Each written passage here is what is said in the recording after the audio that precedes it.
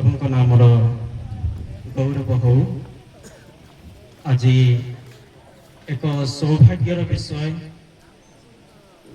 राजू पुओ पुणी झीवर विवाह उत्सव जोगदे मुझर दादा हिसाब से प्रभुंर वाक्यर पदे वाक्यर परिचर्चा करने सुजोग पाई हेतु पिता पुत्र पवित्र आत्मा परमेश्वर को धन्यवाद दिए। ता सहित गुड़ा समाज शाखा मंडल चालक संपादक पुणी तीन समितिर समस्त कर्मकर्ता कर्मकर्त्री पुणी उपस्थित प्रत्येक प्रभुंकर दासदासी साधुगण पुणी उपस्थित प्रत्येक को मु ख्रीष्टीय प्रेम नमस्कार जनाए। समस्त को नमस्कार धन्यवाद। यही समय आमे विवाह विषय जदि आलोचना करिबा बाइबल रे एहा एक निगूढ़ तत्व बोली कहा जायछि। आउ एही विवाह उत्सव विषय जदि आलोचना करिबा निगूढ़ विषय को प्रकाश करिबा घंटा घंटा लगी जाए। तथापि समयर सापेक्ष दृष्टि आउ मते 10 मिनिट समय वाक्य कहवा पाई समय दिया जायछि। आउ समय भी हो जायछि। एही समय खिया पिया सारी आराम नेबार समय अटे। तथापि कंटिन्यू करन करंट पळेला हो ठीक अछि। आमे अल्प समय भितरे आ मु 10 मिनिट भितरे शेष करबा पे चेष्टा करिबी कारण समय भी मते सुजोग देउ नाही। आउ आकाश मंडल भी अलार्म आसुची कि जल्दी शेष करबा पाई। तेबे आउ पढ़िबा पाई तो के नाहंती बधे मु खाली कहि कि जीवी वाक्य रे लिखा जाए प्रेरित पुस्तक 13 अध्याय 4 पदरे विवाह समस्तक मध्यरे आदरणीय हेउ किंतु द्वितीय लाइन रे लिखा जाए ताहार सज्जा सूची थाउ। ए विषय को कहीं ध्यान दियंती नाही। तेबे आज विवाह कार्यक्रम काली शेष होईछि। आमे आउ राजू भाई को पाई बहुत वर्ष से आमे प्रार्थना करिछु।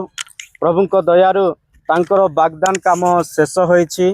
तापरे तांकर विवाह कार्य मध्य काली समाप्त होईछि।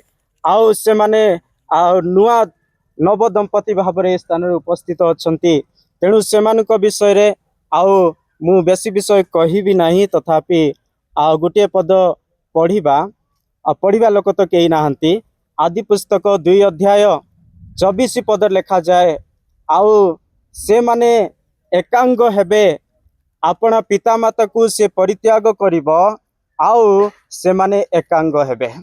तेबे मु आपण मान को कहिबा पाई चाहे पिता माता को जदि परित्याग करिबा पाई कहा जायछि तेबे 10 आज्ञा रे लिखा जाए 5म आज्ञा रे अछि आ पिता माता को तुमे समादर करिबो।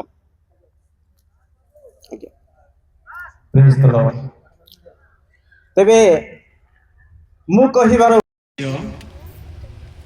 से माने एकांग हेबे पिता माता को परित्याग करिवे। तो आपण माने कहंतु जदि जने पुओ बाहा हला मैरिज कला आउ तार बापा माँ को सी छाड़ी देव कि परमेश्वर ताहा कहिसंती छाड़ीबा पई सतरे छाड़ी देव कि आपण माने कहिबा पई भी समय नाही केते बेले खाइबा बोली कि चिंता रे अछंती। आकाश रु मध्य मते सिग्नल मिलुछि। तेणु जत्ता शीघ्र 5 मिनिट मु शेष करबा पई चाहूछि। आउ परमेश्वर कहिले से अपना पिता माता को परित्याग करिवो आउ से दुहे एकांग हेबे। तेबे वास्तव में पिता माता को परित्याग करिबा कथा स्थान रे कहा जाय नाही। बाइबल रे पवित्र शास्त्र रे आमे जदि देखिबा बाइबल रे 7 गोटी पितांक विषय लिखा जाए मातांक विषय लिखा जाए केउ पिता माता को परित्याग करिवो आउ केउ पिता माता को ग्रहण करिवो ताहा आमे जानिबा को पड़िबो। जेते बेले आदम को परमेश्वर सृष्टि कले आदमकर बापा माँ किए थिले जदि से हबां को विवाह कला आउ हबां को देखिकी कहिला ए मोर अस्थिर अस्थि मांसर मांस आउ से दुए एकांग जदि हेले आउ तांकर बापा माँ को जदि छाड़ी देले तांकर बापा माँ किए आदमकर बापा माँ तो नथिले तेबे काहा को छाड़िले से आदम परमेश्वर पुत्र बोली कि लूक 3 अध्याय 38 पद लिखा जाए आदम परमेश्वर पुत्र जदि से हवा को बाहा तांकर पिता माता को छाड़ी देला तेबे जेते बेले परमेश्वर वाक्य प्राधान्य न दे हबांकर कथा शुणी कि जेते बेले बापांकर कथा मानिला बापा तांको कौन कले एदन उद्यान रु तोड़ी देले सेति मु कहिबा पाई चाहे जे पिता बोली कहिले परमेश्वर होछंती आम पिता स्वर्गस्थ पिता माथ्यू 6 अध्याय 9 पद अनुसार आउ हमर शारीरिक पिता जे हमकु जन्म दैछंती से हमर पिता सातटे विषय पिता अर्थंती मु कहिबा पाई चाहतली किंतु समय नाही तेणु करी आउ जणे पिता होछंती जोहन 8 अध्याय 44 पद रे शयतान तुम मानकर पिता तेणु शयतान को छाड़ंतु शयतान को पिता माता बोली छाड़ंतु प्रकाशित 17 अध्याय 5 पद लिखा जाए से होची समस्त धर्म जनक समस्त घृण्य जनक से होची तुम मानकर जननी मां से तेणु करी एई अधर्म समस्त पाप छाड़ी की स्त्री सहित संयुक्त हुंतु पिता माता अर्थात शयतान को परित्याग करंतु ईश्वर सहित एकत्र हुंतु तेणु उपदेशक 4 अध्याय 12 पद लिखा जाए त्रिगुण रज्जु केबे छिंडी जाए नाही तीन रज्जु बोली कहिले स्वामी स्त्री दुई गोटी रज्जु आ परमेश्वर होछंती एक रज्जु अते कलसियो 2 अध्याय 7 पद लिखा जाए तुंबे माने ताहंको ठारे बद्ध मूल होई गुंथा जाओ जेते बेले आमे परमेश्वर सहित स्वामी स्त्री गुंथा जाओ आम जीवन परिवार को कहीं केबे आउ छिंडे पारिबे नाही तेणु शयतान होउछि अधर्म लोक मानकर पिता अटे मिथ्यावादी मानकर पिता अटे तेणु एहीपरि खराब गुण को छाड़ी की प्रभु को स्थारे आउ पितांक सहित संयुक्त हुंतु आउ स्वामी स्त्री एकांग हुंतु एक हेबाकु पड़िबा वाग्दान करे करा हैला काली विवाह कार्य संपन्न होईछि आज से माने स्वामी स्त्री भाव में संयुक्त होईछंती वाग्दान बोली कहले बाग बोली कहले वाक्य दान बोली कहले देबाका आमे जहा कथा कहूछु कथा देउछु मु तुमको सुखरे बा दुखरे संपदरे बा विपदरे आपदरे बा आउ संपदरे एबे मध्य छाड़ी बिना आमे कथा देले सेति पई ताहा होची वाग्दान परमेश्वर मध्य हमको वाग्दान करिसंती हसेय 2 अध्याय 19 पद 20 पद अनुसार परमेश्वर कहंती आम्बे तुमको धर्म रे न्याय रे प्रेम रे वाग्दान करियछु पाउलंकर भाषा रे 2 कोरिन्थी 11 अध्याय 2-3 पद रे कोन बोली कहा जाय छी मु तुमको सती कन्या स्वरूपे कृष्ण ठारे वाग्दान करियछि परमेश्वर मन को वाग्दान कले आउ जो कथा देले वाग्दान रो अर्थ होची कथा देबा ताको हम गाउली भाषा रे कहंती वचन बोली कहंती वचन बोली कहले हिंदी भाषा वचन बोली कहले आदि में वचन था जहन 1 अध्याय 1 पद रे से ही वाक्य थिले आ परमेश्वर अपन मंडली को भाज्य को कथा देले वाग्दान कले वचन कले आउ कहले मु तुम मान को अनाथ करके जीवी नाही मु तुम मान को सहायकारी को पठाइबी जौन 14 अध्याय 14 15 16 18 पद मान करे आउ परमेश्वर कथा देले आउ प्रेरित 2 अध्याय 1 पद रे पेंटिकॉस्ट दिवस रे परमेश्वर तांकर वाक्य जहा से कहिथिले ताहा कले आज विवाह कार्य रे अनेक स्वामी स्त्री आमे स्वामी को वाग्दान दउछि अथा कथा दउछि स्वामी को स्त्री कथा दउछि आमे मला पर्यंत दुख रे सुख रे संकट रे विपद रे आमे कहि कि रहिबा आम जीवन रे एई जो कथा आमे देइछु सेही कथा को आमे सब दिन पाई रखिबा को पड़िबो तेणु करी इंग्लिश रे आउ सासु ससुर को कोन बोली कहला जाय इंग्लिश रे father in law mother in law ओना नहीं कहीं की लॉ रे से माने नियम रे गोटे नियम कले उभय परिवार केरडांगरु गुडा ग्रामरु आउ से माने गोटे नियम रे से माने दुईटा परिवार गोटे परिवार हेले तेणु कर नियम रे राजूंकर सासु एवं ससुर तांकर बापा मां हे गले तेणु केबे मध्य राजू तोर मां तोर बापा बोली कहबाकू ହେବ ନାହିଁ। ନିୟମ ଅନୁସାରେ ଯେତେବେଳେ ଆମେ କଥା ଦେଲୁ, ବଚନ ଦେଲୁ, ବାଗଦାନ କଲୁ, ବିବାହ କଲୁ, ସେତେବେଳେ ଆମେ ଗୋଟିଏ ପରିବାର ହେଲୁ। ଆମେ ଆମ ଶାଶୁ ଶ୍ୱଶୁରକୁ ନିଜର ବାପା ମା ପରି ରେସପେକ୍ଟ ଦେବାକୁ ପଡିବ। ତେଣୁ ଆମେ ଯେଉଁ କଥା କହିଛୁ ସେଇ କଥାକୁ ମାନିବାକୁ ପଡିବ। ତେଣୁ ବାଇବଲରେ ସ୍ତ୍ରୀକୁ 7 ବିଷୟରେ ତୁଳନା କରାଯାଇଛି।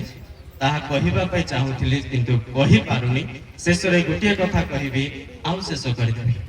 କହିବା ଆଜ୍ଞା କହୁଛନ୍ତି କହିବା ପାଇଁ, ଖାଲି ନାମରେ କହିବି। ବାଇବଲରେ ସ୍ତ୍ରୀକୁ 7 ବିଷୟ ସହିତ ତୁଳନା କରାଯାଏ। ପ୍ରଥମ ବିଷୟ ହେଉଛି ସ୍ତ୍ରୀ ହେଉଛି ମୁକୁଟ ସ୍ୱରୂପ। ହିତୋପଦେଶ 12 ଅଧ୍ୟାୟର 4 ପଦରେ ଲେଖା ଅଛି, ସ୍ତ୍ରୀ ହେଉଛି ସ୍ୱାମୀର ମୁକୁଟ। ହେଲେ କେତେବେଳେ ସେ ମୁକୁଟ ରହିବ? ଯେତେବେଳେ ଇଏ ଯୁଦ୍ଧରେ ବିଜୟ କରୁଥିବ, ସେତେବେଳେ ସେ ମୁକୁଟ ତାଙ୍କ ମସ୍ତକରେ ଶୋଭା ପାଇବ। ଆମ ଜୀବନରେ, ସ୍ୱାମୀ ସ୍ତ୍ରୀ ଜୀବନରେ ଆମେ ଗୋଟେ ସମ୍ରାଟ କରୁଛୁ, ସାମ୍ରାଜ୍ୟ କରୁଛୁ। ଏହି ସାମ୍ରାଜ୍ୟକୁ ଅନେକ ଲୋକ ଭାଙ୍ଗିବା ପାଇଁ, ଧ୍ୱଂସ କରିବା ପାଇଁ, ଜୟ କରିକି ଆମକୁ ଆଉ ନଷ୍ଟ କରିବା ପାଇଁ ଚାହିଁବେ। କିନ୍ତୁ ସ୍ୱାମୀ ସ୍ତ୍ରୀର ସମ୍ପର୍କକୁ କେବେ ମଧ୍ୟ ନ ଭାଙ୍ଗିବା ପାଇଁ ସ୍ୱାମୀ ସ୍ତ୍ରୀ ଆମେ ଜିଦ୍ କରିବାକୁ ପଡିବ। ସ୍ୱାମୀ ଯେତେବେଳେ ସ୍ତ୍ରୀର ପ୍ରେମର ସହିତ ସମ୍ପୂର୍ଣ୍ଣ ଭାବରେ ନିଜର ସମ୍ପର୍କକୁ ବଜାୟ ରଖିବା ପାଇଁ ଚେଷ୍ଟା କରୁଛି, ସ୍ତ୍ରୀ ଯେତେବେଳେ ନିଜର ସମ୍ପର୍କକୁ ବଜାୟ ରଖିବା ପାଇଁ ଚେଷ୍ଟା କରୁଛି, ସେମାନଙ୍କର ସ୍ୱାମୀ ସ୍ତ୍ରୀର ସାମ୍ରାଜ୍ୟ କେବେ ଭାଙ୍ଗିବ ନାହିଁ। ସ୍ତ୍ରୀ ତାଙ୍କ ମସ୍ତକରେ ମୁକୁଟ ପରି ସମ୍ମାନର ସହିତ ସ୍ୱାମୀର କାରଣ ହେବ। ଦ୍ୱିତୀୟ ବିଷୟ, ସ୍ତ୍ରୀକୁ ଏକ ଫଳବତୀ ଦ୍ରାକ୍ଷାଲତା ସହିତ ତୁଳନା କରାଯାଇଛି। ଗୀତ ସଂହିତା 128 ଅଧ୍ୟାୟର 1 ପଦରୁ ଯଦି 4 ପଦ ପର୍ଯ୍ୟନ୍ତ ପଢିବା, ସ୍ତ୍ରୀ ହେଉଛି ଉତ୍ତମ ଦ୍ରାକ୍ଷାଲତା। ହେଲେ ଏହି ସ୍ତ୍ରୀ କେତେବେଳେ ଉତ୍ତମ ଦ୍ରାକ୍ଷାଲତା ହେବ? ଯେତେବେଳେ ସ୍ୱାମୀ ପରମେଶ୍ୱରଙ୍କୁ ଭୟ କରିବ। ଯେଉଁ ସ୍ୱାମୀ ପରମେଶ୍ୱରଙ୍କୁ ଭୟ କରେ, ତାଙ୍କର ସ୍ତ୍ରୀ ତାଙ୍କ ଅନ୍ତଃପୁରରେ ଫଳବତୀ ଦ୍ରାକ୍ଷାଲତା ତୁଲ୍ୟ ହେବ। କେବଳ କହିକି ଯିବି, ଶେଷ କରିବି, ବର୍ଣ୍ଣନା କରିବି ନାହିଁ।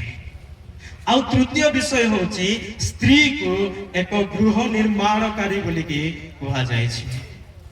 ହିତୋପଦେଶ 14 ଅଧ୍ୟାୟର 1 ପଦରେ ଲେଖାଯାଏ, ଗୁଣବତୀ ଜ୍ଞାନବତୀ ସ୍ତ୍ରୀ ଗୃହ ଗୁନ୍ଥଇ, ମାତ୍ର ଅଜ୍ଞାନ ତାହା ସ୍ୱହସ୍ତରେ ଭାଙ୍ଗଇ। ତେଣୁ ଆମେ ସ୍ତ୍ରୀ ହିସାବରେ ଗୃହକୁ ନିର୍ମାଣ କରିବାକୁ ପଡିବ। ଯଦି ଗୃହ ନିର୍ମାଣ କରୁଛୁ, ସବୁ ମିଶିବାକୁ ପଡିବ। ସିମେଣ୍ଟ, ଗୋଡି, ଇଟା, ଲୁହା ସବୁ ମିଶିକି ଗୋଟେ ଘର ହେବାକୁ ପଡିବ। ତେବେ ଶାଶୁ ଶ୍ୱଶୁର, ନଣନ୍ଦ, ଦିଅର ସମସ୍ତେ ମିଶିକି ଏକ ହେବାକୁ ପଡିବ। ଆଉ ତାହେଲେ ଗୋଟେ ଗୃହ ଭାଙ୍ଗିବ ନାହିଁ, ତାହା ଉତ୍ତମ ଭାବରେ ରହିବ। ଚତୁର୍ଥ ବିଷୟ, ସ୍ତ୍ରୀକୁ ଉତ୍ତମ ବସ୍ତୁ ସହିତ ତୁଳନା କରାଯାଇଛି।